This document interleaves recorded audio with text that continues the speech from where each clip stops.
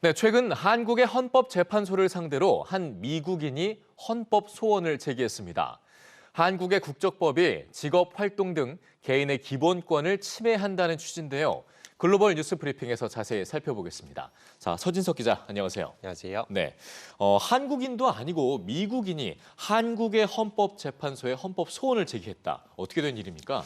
네, 한국의 국적법 탓에 이러지도 저러지도 못하고 있는 미국인과 교포 2세에 대한 이야기인데요. 예. 최근 미국인 남성 A씨는 한국의 헌법재판소에 헌법 소원을 제기했습니다.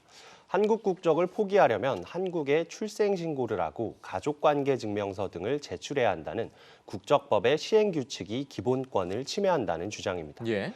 A씨는 한국인 여성과 결혼해 아들을 낳았기 때문에 아들은 이중국적 상태에 있었는데요. 아들이 성인이 돼 미 해군에서 근무하게 되면서 이중국적자는 연방공무원 취직이 제한된다는 규정을 적용받게 됐습니다. 예. 그래서 아버지인 A씨가 부자의 신상이 담긴 서류를 한국에 제출해야만 했는데요. 하지만 A씨 또한 국가 기밀을 다루는 기관에서 일하고 있는 만큼 한국에 관련 서류를 제출하면 본인의 직업을 유지하기 어려운 상황이 됐습니다. 네. 결국 A씨는 헌법소원을 제기하기에 이르렀는데요. A씨의 변호인단은 또 지난해 헌법재판소가 18세 이전 혹은 병역 의무를 해소하기 전까지 국적이탈 신고를 하지 않으면 국적이탈을 제한하는 국적법의 헌법 불합치 판결이 나온 것처럼 국적법을 전반적으로 손봐야 한다고 주장했습니다. 네, 한 사람의 입장에서 보면 이 법을 지키려고 하다가 본인의 직업까지 잃게 되는 사건이 될 수 있는 만큼 헌법재판소의 현명한 판단이 필요해 보입니다. 자, 다음은 미국 소식으로 넘어갈 텐데 너무나도 안타까운 소식이네요. 네, 현지 시간으로 이틀 전 뉴욕 맨하탄의 차이나타운에서 살해된 30대 한국계 여성의 살해 용의자가 어제 체포됐습니다. 예. 뉴욕 포스트에 따르면 어제 뉴욕 경찰은 20대 노숙인인 아사마드 네 씨를 크리스티나 유나 리에 대한 살인 혐의로 기소했습니다. 네 씨는 이틀 전 새벽에 귀가 중이던 크리스티나를 따라 아파트 내부로 진입했고 이 장면이 CCTV에 담겼습니다. 네. 이후 피해자의 비명을 들은 주민의 신고를 받고 출동한 경찰은 현장에서 네 씨를 체포했습니다. 네 씨는 호송 과정에서 기자들에게 아무도 죽이지 않았다며 범행을 부인했는데요. 다만 네 씨가 2012년부터 지난해까지 이번 사건 현장 인근에서 강도와 폭행 등으로 10여 차례 체포된 점을 이유로 현지에서는 네 씨의 범행에 무게가 실리고 있습니다. 네, 뭐 단순 살인 사건으로만 볼 수 있는 건 아니고 또 한 명의 이 아시아계 미국인이 지금 희생양이 된 거 아니겠습니까? 이거와 관련해서 지금 현지에서도 분노의 목소리가 커지고 있는데요.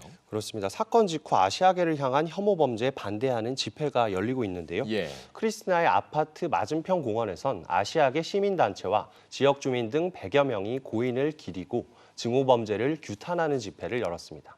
특히 뉴욕시에서 아시아계를 대상으로 한 증오 범죄는 재작년 28건에서 지난해 131건으로 5배 가까이 폭증한 만큼 증오 범죄를 해결하라는 목소리가 높았습니다. 네. 최근 유엔의 한국 대표부 소속 외교관이 맨하튼에서 묻지마 폭행을 당한 지 얼마 지나지 않아 이 사건이 발생한 만큼 분노의 목소리는 당분간 이어질 것으로 보입니다. 예, 꽤 오랜 시간이 흘렀고 하루가 멀다 하고 나오는 지금 아시아계 증오 범죄 소식, 좀 당국의 현명하고도 적극적인 어떤 대처가 좀 필요해 보입니다. 자, 다음 소식도 미국 범죄 관련 소식이군요. 그렇습니다. 연인을 찾는 척 접근해 돈을 뜯어내는 범죄, 로맨스 스캠이라고 하죠. 예. 미 현지 언론 마켓워치는 지난해 로맨스 스캠 범죄가 5만 6천여 건 신고돼 재작년 3만 3천여 건과 비교해 80% 가까이 급증했다고 보도했습니다. 피해 액수가 지난해 5억 4,700만 달러, 우리 돈으로 6,500억 수준으로 1년 새 80% 가까이 늘었고요. 예. 지난해 피해액은 4년 만에 6배가량 증가했습니다.